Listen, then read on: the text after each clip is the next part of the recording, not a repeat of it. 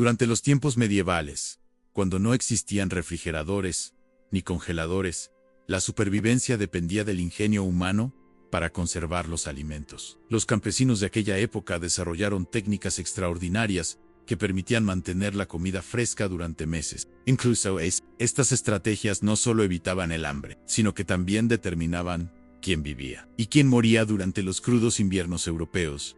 La sal se alzaba como el tesoro más preciado de cualquier hogar medieval. Este mineral blanco no era simplemente un condimento, sino la diferencia entre la vida y la muerte. Los arqueólogos han descubierto depósitos de sal romana con más de 1000 años de antigüedad, que aún mantienen sus propiedades perfectamente intactas. Esta durabilidad infinita convertía a la sal en una moneda tan valiosa como el oro mismo. Las familias campesinas guardaban celosamente sus reservas de sal en recipientes de cerámica con tapas herméticas, ubicados estratégicamente cerca del hogar, donde el calor mantenía alejada la humedad. Cuando se derramaba sal, los habitantes de la casa se lanzaban desesperadamente a recoger cada grano, conscientes de su valor incalculable. La economía medieval giraba en torno a este mineral.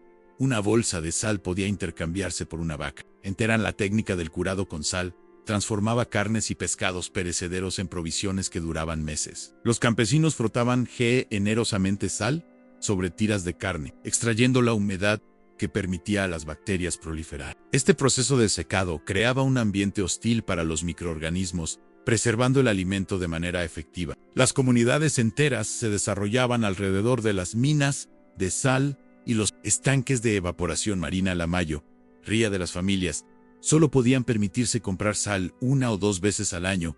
Durante los mercados estacionales racionaban cuidadosamente su suministro durante los periodos de escasez, controlando su uso con mayor precisión que los padres modernos supervisan el tiempo de pantalla de sus hijos. Durante las hambrunas más severas, la sal se convertía en el factor decisivo entre la supervivencia y la muerte. La miel ocupaba el segundo lugar en la lista de alimentos eternos. Los científicos han analizado miel encontrada en tumbas egipcias de más de 4000 años de antigüedad, descubriendo que permanecía perfectamente comestible. Este endulzante dorado mantenía su sabor delicioso después de siglos, conservando las mismas propiedades nutricionales que el día en que las abejas lo produjeron. El secreto de la longevidad de la miel radica en su composición química única. Su contenido extremadamente bajo de humedad y su acidez natural crean un ambiente donde las bacterias simplemente no pueden sobrevivir. Es básicamente un hogar de retiro para microorganismos, donde entran pero nunca salen. Esta característica hacía que la miel fuera increíblemente valiosa para los campesinos medievales.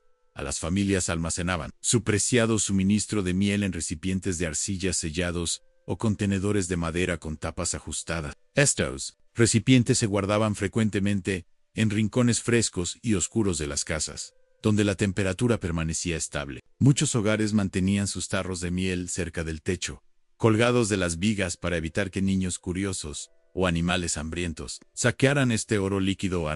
Más allá de endulzar las gachas medievales insípidas, la miel servía como botiquín natural. Sus propiedades antibacterianas la hacían efectiva para tratar heridas y quemaduras. Un remedio tan poderoso que los médicos modernos aún utilizan miel de grado médico para tratar infecciones persistentes. Los campesinos medievales aplicaban miel directamente sobre los cortes, sabiendo de alguna manera que mataba gérmenes, antes de que nadie supiera siquiera que existían en la apicultura. No era solo un pasatiempo en los tiempos medievales, sino un negocio serio. Aldeas enteras a veces unían recursos para mantener colmenas comunitarias, compartiendo la cosecha de miel según cuánto contribuía cada familia al mantenimiento de las colmenas. Encontrar miel silvestre se convirtió en una habilidad tan valorada que los buscadores de miel podían obtener estatus social especial en algunas comunidades. El queso duro se transformaba en otro elemento básico de supervivencia medieval, gracias a procesos de envejecimiento que convertían la leche en algo prácticamente indestructible. Los quesos medievales duros podían sobrevivir un año sin refrigeración y seguir siendo perfectamente comestibles. El secreto estaba en el tiempo, la sal y la paciencia. Mucha paciencia en la creación de estos quesos duraderos. Comenzaba con leche fresca de cabras, ovejas o vacas, dependiendo de los animales que mantenía la familia campesina. Después de separar la cuajada del suero, El quesero presionaba hasta extraer la última gota de humedad y añadía cantidades generosas de sal. Las cantidades de sal harían que los nutricionistas modernos se desmayaran del horror. Pero esta salazón intensa servía a un propósito esencial. Creaba un ambiente donde las bacterias dañinas no podían sobrevivir. El proceso de envejecimiento transformaba estos ingredientes simples en algo extraordinario. Durante meses, estas ruedas de queso permanecían en espacios frescos y oscuros, desarrollando cortezas más duras y sabores concentrados. A medida que la humedad se evaporaba, la textura cambiaba completamente. Después de 6 meses a 1 año de envejecimiento, lo que había comenzado como cuajada suave se volvía tan denso y duro que los campesinos no podían cortarlo en rebanada. Tenían que agrietarlo o raspar pedazos con cuchillos. Los métodos de almacenamiento para estos quesos eran ingeniosamente prácticos. La mayoría de las familias envolvían sus quesos duros en tela limpia, a veces sellada con cera de abeja, y los colgaban de las vigas en habitaciones frescas. La posición colgante los mantenía seguros de los roedores, mientras permitía la circulación de aire para prevenir moho no deseado. Algunas regiones desarrollaron gabinetes especiales para almacenar queso con agujeros de ventilación tallados en patrones específicos. El queso duro no solo proporcionaba calorías, sino que entregaba proteína crucial y grasa durante los meses de invierno, cuando la carne fresca era escasa. Una familia típica podría guardar varias ruedas de queso duro para el invierno, cada una representando galones de preciosa leche de verano, preservada para uso posterior. Durante los meses más fríos, virutas delgadas de este queso añejado agregaban riqueza a sopas y gachas que de otro modo serían insípidas. A las legumbres secas representaban la comida de supervivencia definitiva para los campesinos medievales. Estos pequeños gigantes nutricionales, frijoles, lentejas y guisantes, podían permanecer comestibles durante décadas cuando se almacenaban adecuadamente. Un estudio de legumbres recuperadas de una tumba egipcia antigua encontró que aún eran capaces de brotar. Después de 3000 años, lo que hacía tan valiosas a las legumbres era su combinación perfecta de estabilidad en el almacenamiento y nutrición. A diferencia de los granos que proporcionaban principalmente carbohidratos, las legumbres contenían proteína seria, crucial cuando la carne era escasa o inasequible. Un campesino medieval trabajando en los campos podía funcionar con comidas basadas en legumbres porque proporcionaban energía duradera y nutrientes para construir músculo en el almacenamiento de estos alimentos. Salvavidas requería atención cuidadosa. Después de la cosecha, los campesinos secaban completamente sus frijoles y guisantes al sol, a veces pasando días revolviéndolos y monitoreándolos. Cualquier humedad restante podía desencadenar moho o germinación. Una vez completamente, transferían las legumbres a recipientes de arcilla con tapas ajustadas o sacos tejidos colgados en alto en las paredes. Seguros de roedores hambrientos y humedad anti-stickhammer, estos alimentos duros como rocas necesitaban preparación seria. Los cocineros medievales remojaban las legumbres secas durante toda la noche. Luego las servían durante horas en ollas colgantes sobre el fuego del hogar. Este largo proceso de cocción ablandaba las cáscaras duras y neutralizaba ciertos compuestos que podían causar malestar digestivo. Sin la cocción adecuada, la sopa de frijoles medieval podría convertir la cabaña familiar en una instalación de producción de metano camilía. La mayoría de los hogares medievales combinaban legumbres con cualquier resto de sabor que pudieran encontrar. Hierbas de parches de jardín, trozos de carne conservada en sal, o incluso solo cebollas silvestres recolectadas de campos cercanos. Los guisos espesos resultantes se convirtieron en elementos básicos diarios que llenaban los estómagos cuando poco más estaba disponible para comer. El pan de centeno, conocido como pan negro, se alzaba como la base de la dieta medieval en el norte de Europa. A diferencia del pan blanco moderno que comienza a crear moho después de unos días, el pan de centeno medieval permanecía comestible hasta por un mes en condiciones frescas. El secreto de esta longevidad no eran conservantes con nombres impronunciables, sino la fermentación tradicional de masa madre. A los panaderos medievales mantenían iniciadores de masa madre como preciosas reliquias familiares, pasándolos a través de generaciones. Estos cultivos vivos contenían bacterias beneficiosas y levaduras silvestres que naturalmente preservaban el pan, creando un ambiente ácido donde el moho luchaba por crecer. Algunas familias medievales trataban a sus iniciadores de masa madre mejor que a sus suegros en el pan mismo. No se parecía en nada a las hogazas esponjosas de hoy, denso, oscuro y lo suficientemente pesado como para usarse como tope de puerta. El pan negro tenía un perfil de sabor distintivamente agrio, que los catadores modernos a menudo describen como desafiante. La corteza formaba una cáscara protectora dura que mantenía el interior sin estropearse, mientras que la miga densa resistía el crecimiento de moho mucho mejor que los panes aireados modernos.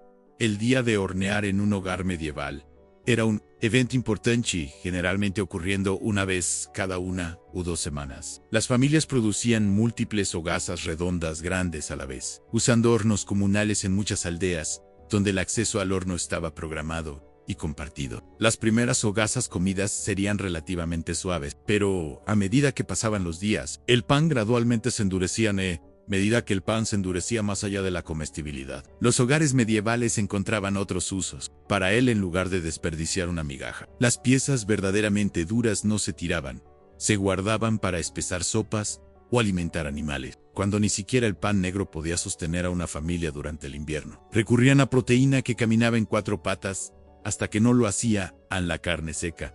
Podría sonar simple para nosotros ahora, pero para los campesinos medievales era la comida rápida original, lista para comer en una emergencia, pero durando meses sin estropearse. Cuando los vientos invernales aullaban afuera, una tira de cerdo, res o cabra preservada podía significar la diferencia entre pasar hambre o tener cena. El proceso de secado comenzaba inmediatamente después del sacrificio, ya que las familias no podían permitirse desperdiciar ni una onza de preciosa proteína animal. Primero cortaban la carne en tiras delgadas o trozos pequeños para aumentar el área de superficie. Luego venía la sal, mucha sal. La carne se sentaba durante días completamente enterrada en sal, que extraía la humedad mientras creaba un ambiente donde las bacterias no podían multiplicarse, después del curado inicial con sal. Los campesinos colgaban su carne en ahumadores, estructuras de madera simples donde los fuegos humeantes de madera dura creaban humo que depositaba compuestos antimicrobianos en la carne mientras añadía sabor. En regiones sin ahumadores dedicados, las familias suspendían la carne en alto en sus cabañas, generalmente cerca de las aberturas de chimenea, donde el humo ascendente podía alcanzarla. El proceso de secado lento podía tomar semanas, pero los resultados duraban meses. Diferentes regiones desarrollaron estilos característicos de conservación. Los europeos del norte a menudo ahumaban en frío su carne, a bajas temperaturas, durante muchos días, mientras que los campesinos mediterráneos usaban menos humo y más secado al aire, en su clima más cálido. En los cubos de caldo de hueso representaban otra innovación brillante en la conservación medieval. Mucho antes de que los cubos de caldo llenaran los estantes de las tiendas, los campesinos medievales crearon su propia versión de sopa instantánea, usando estos cubos concentrados. Este método ingenioso de conservación de alimentos convertía huesos de animales, partes que de otro modo podrían desecharse, en nutrición concentrada que podía durar meses. Sin estropearse en el proceso, comenzaba con la recolección de huesos de cualquier animal que hubiera comido la familia. Después de que se hubiera retirado la carne para comer inmediatamente o secar, los huesos iban directamente a la olla de cocción. Los cocineros medievales hervían a fuego lento los huesos durante horas, a veces un día entero, extrayendo cada bit de sabor, grasa y gelatina. Un caldo de hueso medieval bien hecho se volvía sólido cuando se enfriaba, gracias a la gelatina natural liberada de las articulaciones y la médula. Para crear cubos portátiles y duraderos, los cocineros medievales vertían su caldo reducido en bandejas de madera poco profundas o platos de arcilla. Después de enfriarse completamente, la gelatina solidificada se cortaba en bloques pequeños y se secaba cerca del hogar o al sol hasta que el contenido de humedad fuera lo suficientemente bajo como para prevenir el deterioro. El almacenamiento era simple pero efectivo. La mayoría de las familias envolvían sus cubos de caldo seco en lino limpio o los almacenaban en ollas de arcilla cubiertas. Durante los meses de invierno, cuando la comida fresca era escasa, dejar caer uno de estos cubos concentrados en agua caliente creaba una sopa instantánea nutritiva. A las nueces, especialmente las nueces inglesas, llegaban con su propio sistema de conservación, diseñado por la naturaleza. Una cáscara protectora dura que los campesinos medievales reconocían como el contenedor de comida perfecto de la naturaleza. Estos tesoros de cáscara dura se convirtieron en partes esenciales de los suministros de alimentos de invierno, porque podían durar más de un año, sin tratamiento especial. Aparte de mantenerlos secos, los árboles de nuez crecían en gran parte de Europa, aunque eran más comunes en las regiones del sur, donde el clima era más suave. Los campesinos medievales recolectaban nueces durante las cosechas de otoño, compitiendo con ardillas y pájaros por este valioso recurso. La recolección de nueces silvestres a menudo se convertía en un evento comunitario, con familias reclamando árboles o arboledas favoritos año tras año después de la recolección. Las nueces se secaban completamente para prevenir el moho. Luego se almacenaban en sacos de malla simples o cestas tejidas sueltas que permitían la circulación de aire. Estos contenedores a menudo se colgaban de las vigas o se colocaban en áreas de almacenamiento frescas y secas. El almacenamiento de nueces medievales operaba bajo un principio simple: mantener a los ratones fuera y el aire fluyendo. El valor nutricional de las nueces las hacía valer su peso en pan, ricas en grasas y proteínas. Un puñado de nueces podía proporcionar energía duradera para horas de trabajo duro. Los campesinos medievales entendían esto instintivamente, incluso sin saber sobre calorías o nutriente. Los padres, a menudo, reservaban reservas especiales de nueces para los niños durante los periodos de crecimiento o para las mujeres embarazadas que necesitaban nutrición extra. El vinagre se alzaba como uno de los ingredientes más valiosos de la cocina medieval. Hecho de vino fermentado, cerveza o jugo de fruta, este líquido ácido nunca se estropeaba. Literalmente, no podía echarse a perder porque ya estaba malo de la mejor manera posible. Lo que comenzó como un simple agriamiento del alcohol se transformó en una superestrella de la conservación que protegía a otros. Alimentos de la descomposición a los hogares medievales producían vinagre casi accidentalmente al principio. Cuando el vino o la cerveza se agriaba, los campesinos ingeniosos descubrieron que este líquido ácido podía extender la vida de vegetales, frutas e incluso huevos por semanas o meses. Pronto la producción deliberada de vinagre se convirtió en práctica común, al permitir que el alcohol se agriara en barriles de aire abierto con bacterias especiales. Las familias crearon su propio suministro de este milagro de conservación. La ciencia detrás del poder del vinagre es directa. Su alta acidez crea un ambiente donde la mayoría de las bacterias dañinas simplemente no pueden sobrevivir. Los encurtidos medievales probablemente mataron más bacterias que sus médicos. Este ambiente ácido transformó los vegetales perecederos del verano en elementos básicos de invierno. Sin un refrigerador a la vista, la cerveza de baja graduación alcohólica salvó innumerables vidas al proporcionar una alternativa segura a las fuentes de agua, a menudo contaminadas. Las familias no entendían la teoría de los gérmenes, pero sabían por experiencia que las personas que bebían cerveza en lugar de agua del estanque del pueblo se enfermaban menos, a diferencia de la cerveza moderna con su mayor contenido de alcohol. La cerveza medieval era una bebida humilde y turbia con apenas suficiente alcohol, generalmente del 1 al 3%, para matar bacterias dañinas mientras permanecía apropiada para el consumo diario por parte de todos, incluidos los niños. El proceso de elaboración involucraba hervir, que mataba patógenos, y fermentación, que creaba un ambiente donde muchas bacterias dañinas no podían sobrevivir. Las mujeres dominaban la industria cervecera en los períodos medievales tempranos, con el término cervecera refiriéndose a las mujeres cerveceras que a menudo vendían cerveza excedente a los vecinos. En la mayoría de la cerveza medieval contenía una receta simple de cebada malteada, agua y levadura silvestre. El lúpulo, ahora estándar en la cerveza, no se usaba ampliamente hasta periodos posteriores. En cambio, una mezcla llamada Grut, que contenía hierbas como mirto de pantano, milenrama y brezo, proporcionaba sabor y algunas cualidades conservantes. La cerveza medieval probablemente sabía más a un té herbario, extraño que a la cerveza moderna contó.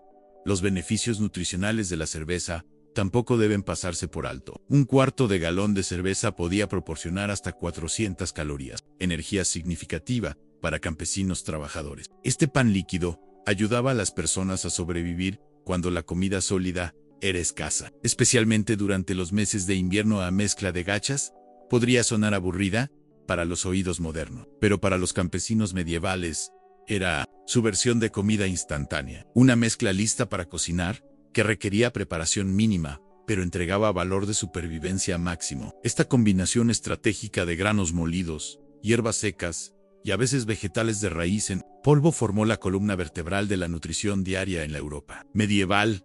Al crear la mezcla perfecta de gachas, comenzaba con la selección de granos. La avena dominaba en las regiones del norte donde las condiciones frías y húmedas favorecían su crecimiento, mientras que la cebada y el mijo aparecían más comúnmente en las áreas del sur. Después de la cosecha, los campesinos secaban completamente estos granos. Luego los procesaban usando querns de piedra, accionados a mano o molinos comunitarios, lo que transformaba los granos molidos en mezcla de gachas. Adecuada era la adición de potenciadores de sabor inteligentes. Las hierbas secas como tomillo, salvia o menta añadían sabor y ligeros beneficios medicinales. Algunas regiones incorporaban pedazos de fruta seca o nueces molidas en las mezclas de hogares más ricos. Más comúnmente, los campesinos añadían vegetales silvestres secos y en polvo para dar algo de carácter a los granos insípidos en las soluciones de almacenamiento. Para la mezcla de gachas, eran brillantemente simples. La mayoría de las familias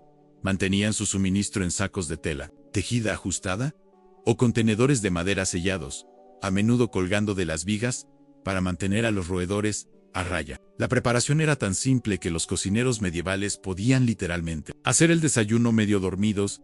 El verdadero genio de la mezcla de gachas yacía en su adaptabilidad. En buenos tiempos, podría incluir adiciones de lujo como meal o leche. En tiempos difíciles, solo agua caliente sería suficiente. Esta mezcla humilde sostuvo a innumerables generaciones a través de inviernos duros. Cuando poco más estaba disponible para comer en la cebada entera, se ganó su lugar en los contenedores de almacenamiento. Campesino a través de pura terquedad. Este grano notablemente duradero podía sobrevivir. Condiciones que arruinarían otros alimentos gracias a su cáscara natural, que proporcionaba armadura incorporada contra insectos, humedad y deterioro. Los agricultores medievales valoraban la cebada por su capacidad de crecer en suelo pobre y condiciones duras donde otros cultivos fallaban después de la cosecha. Los campesinos secaban completamente la cebada.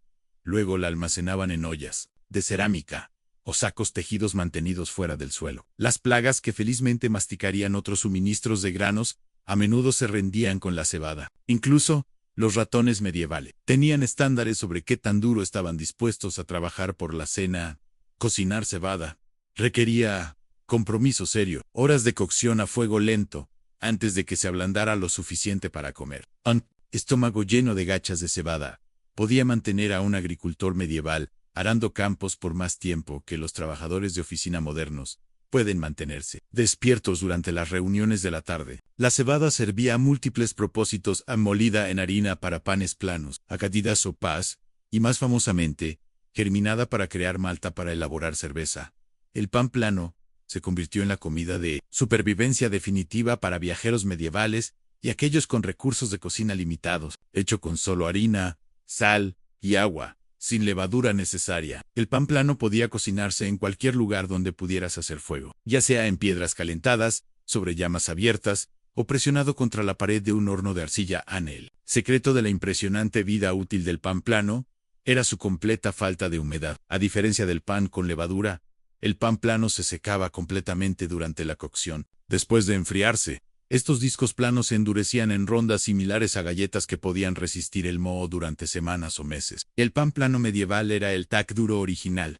Con énfasis en duro, los europeos del norte hacían el suyo principalmente de harina de cebada o centeno, mientras que las culturas mediterráneas preferían el trigo. Algunos panaderos añadían hierbas secas o semillas para sabor y nutrición. Después de enfriarse, los panes planos se apilaban, doblaban o enrollaban. Luego se envolvían en telas de lino. Cuando atacaba el hambre, el pan plano podía comerse tal como estaba o rehidratarse rápidamente sumergiéndolo en agua, cerveza o sopa, mientras que el pan plano sostenía los cuerpos con su nutrición simple. Las personas medievales también anhelaban alimentos preservados más dulces para elevar sus espíritus durante los inviernos lúgubres.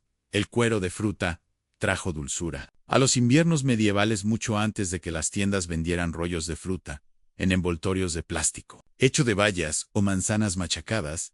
Este dulce natural preservaba la abundancia del verano, cuando el azúcar era un lujo que pocos podían permitirse. Las familias medievales recolectaban bayas silvestres, ciruelas y frutas caídas del huerto, cocinándolas hasta formar una pulpa espesa antes de extender la mezcla sobre tela limpia o tableros de madera para secar al sol. El proceso de secado concentraba los azúcares naturales, creando láminas masticables de sabor intenso que podían enrollarse y almacenarse durante meses. El almacenamiento era notablemente simple. Una vez completamente seco, el cuero de fruta se enrollaba y almacenaba en bolsas de lino, a menudo colgadas de las vigas de la cocina. El alto contenido de azúcar actuaba como conservante natural, previniendo la mayoría del deterioro.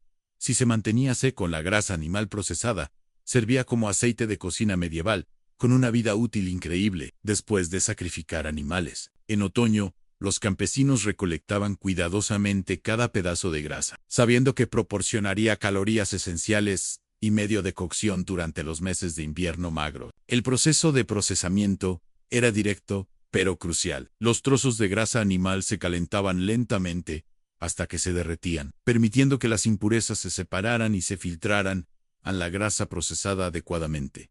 Permanecía utilizable durante medio año o más, cuando se mantenía fresca y sellada del aire. Diferentes animales proporcionaban tipos distintos de grasa de cocina. La grasa de cerdo permanecía más suave y se prefería para pasteles y cocina general. La grasa de res y oveja se volvía dura cuando se enfriaba, haciéndola ideal para almacenamiento más largo y crear fuentes de luz. Todos estos alimentos preservados formaban un sistema notable que permitía a las personas medievales sobrevivir a través de inviernos duros y cosechas inciertas. Todo sin un solo refrigerador. A la vista, cada técnica representaba siglos de conocimiento acumulado, transmitido de generación en generación por familias, que entendían que la supervivencia dependía de su capacidad para hacer que la comida durara cuando la naturaleza no cooperaba.